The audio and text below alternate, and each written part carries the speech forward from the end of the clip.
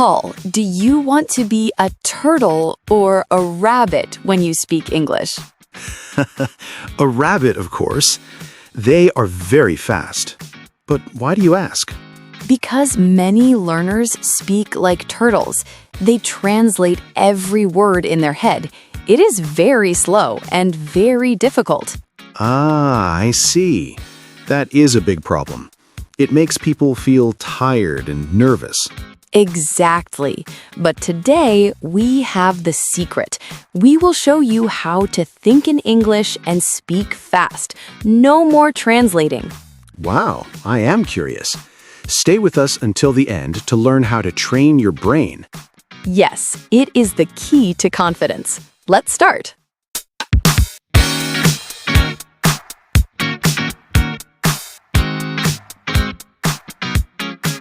Hello, everyone, and welcome back to Mr. English Channel, where learning English is easy and fun.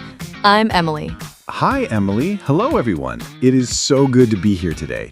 I am very excited for this episode. I am happy to hear that, Paul. You look very energetic today. Did you have your green tea? Yes, I did. A big cup of green tea. And I had a very nice breakfast. How are you doing, Emily? I am doing great, thank you.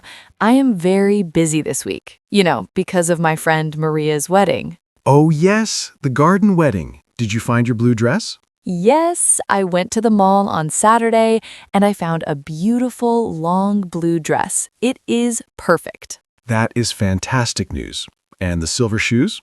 Yes, I found silver flat shoes and a small silver bag. I am ready. Wow, you are very organized. I am still working on that big report for my boss, Mr. Henderson. Oh no, the report with all the numbers? How's that going? It is okay. My plan with the coffee and cookies worked. Tom and Sarah are talking again. The office is happy now. See, I told you, cookies solve every problem. You are very smart, Emily. But anyway, we have a very important topic today, right? Yes, we do. Today, we are talking about a big secret for English learners. We're talking about how to think in English. Ooh, that is a great topic. Many people ask me, Paul, how can I stop translating in my head? Exactly. Thinking in English is the key to speaking fast and feeling confident. It sounds difficult, but we have some tips that are not just looking at a chair and saying, chair. Yes, we want to go deeper than that. But first, everyone, we have a small favor to ask. Yes. If you like our chats, please click the like button right now. It helps us a lot. And please subscribe to Mr. English Channel. We want to help you learn every week. Share this episode with your friends, too. If they are learning English, they need these tips. Okay, Paul, let's start.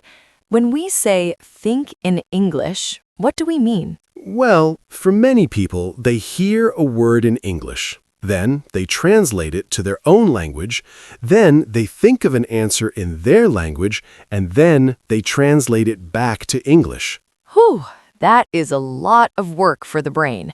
It is very slow. So slow. It makes people feel tired.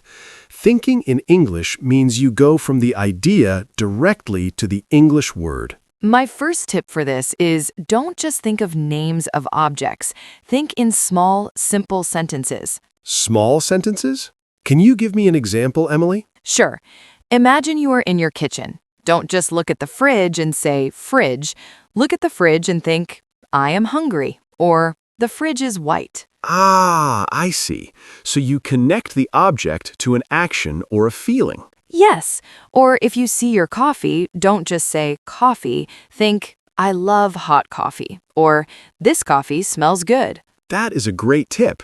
It is easy because the sentences are short. A1 level sentences. Exactly. You don't need big words. The sun is hot is a perfect thought. The bus is late is a great thought. I like that. My next tip is about internal narration. Internal narration? That sounds like a big word, Paul. What is that? It is simple. It means you become the narrator of your own life. You tell the story of your day in your head. Oh, like a movie? Yes. For example, when I wake up, I think in my head, I am getting out of bed. Now I am walking to the kitchen. I am making tea. The water is hot. Wow, so you describe your actions as you do them? Exactly. I am putting on my blue pajamas. I am sitting on my red sofa.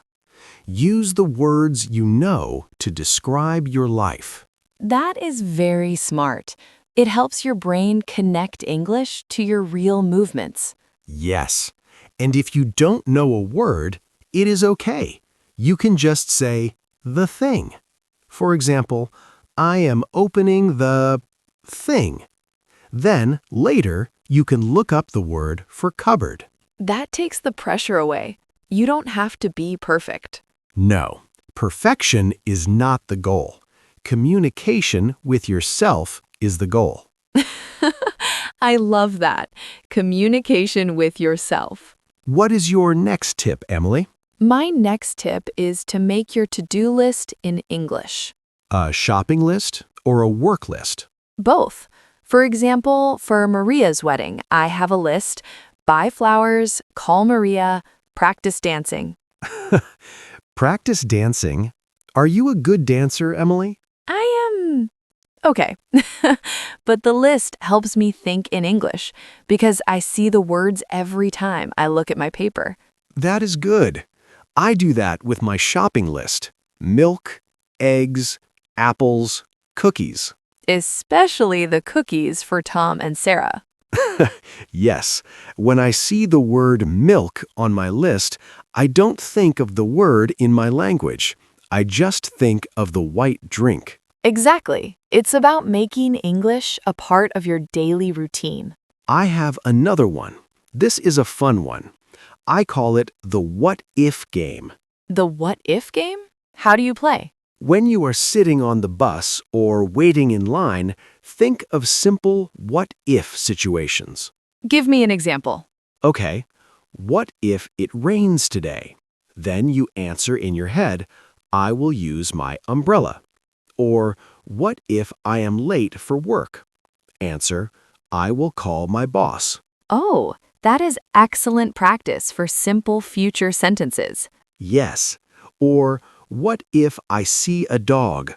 Answer, I will say hello to the dog. It is simple and fun. It's like a little conversation in your head. Exactly. And because you are alone in your head, you can make mistakes. No one is listening. That is the best part. Your brain is a safe place to practice. Yes. Emily, what do you think about people using their phones in English? Oh, that is a classic tip. Change the language on your phone to English. Is that difficult for a beginner? It can be a little scary at first, but you already know where the buttons are. True. You know the settings button and the messages button. Yes, so when you see settings instead of the word in your language, your brain starts to accept English as normal.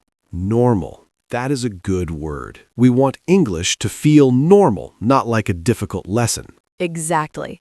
Another tip I like is describing people. Like when you are people watching at the park. Yes, look at someone and think of 3 simple things about them. He is tall. He has a red hat. He is walking fast. She is happy. She has a big dog. They are playing. Yes, it is very easy. You only need colors, basic adjectives, and simple verbs. That is great because it uses the small sentences tip too. I also think it is important to stop using a translation dictionary and start using an English-to-English dictionary for kids. An English dictionary for kids? Why? Because the definitions are very simple. They use A1 and A2 words to explain things. Ah, I see. So if you look up apple, it says a red fruit instead of a long, difficult explanation. Exactly. It helps you think of English words using other English words. That is a very high-level tip, but in a very simple way. Thank you. I try my best. Paul, what do you do when you are stressed? Do you think in English then? Honestly, when I am very stressed, I go back to my own language, and that is okay. I agree. You don't have to think in English 100% of the time. No. Start with 5 minutes a day. Just 5 minutes of internal narration, or the what-if game. Only 5 minutes? Everyone has 5 minutes. Yes, you can do it while you brush your teeth. I am brushing my teeth. The water is cold. I am tired. That is perfect. 5 minutes of English thinking every morning. And slowly, 5 minutes becomes 10 minutes, then 20. And one day you wake up and realize you were dreaming in English. Has that happened to you, Emily? Yes, last night I dreamed about the wedding. Maria was wearing a green dress and I was speaking English to everyone. Wow, that means your brain is very happy with English. It is, but it took time. You have to be patient with your brain. Yes, the brain is like a muscle. You have to exercise it. And thinking is the best exercise. It's free and you can do it anywhere. That's true. You can do it at work, at the supermarket, or on the sofa. Paul, let's talk about one more tip. I call it English labels. Oh, I know this one. You put paper on things. Yes, but not for everything. Just for things you always forget, or for new phrases you want to use. Like turn off the lights? Yes, put a small note by the door. Turn off the lights. Every time you leave, you read it and think it. Oh, that is good. It's a visual thought. Exactly. After 1 week, you don't need the note. You just see the door and think, turn off the lights. I'm going to do that for my bicycle jar. I will put a note that says, saving for my dream. That is a beautiful thought, Paul. And it's in English. It is. See? I am thinking in English already. You are a star student. Thank you, Emily. Wow, we talked about many things today. We did. It was a very productive chat. I feel like my brain is working hard now, but in a good way. Good. That means the tips are working.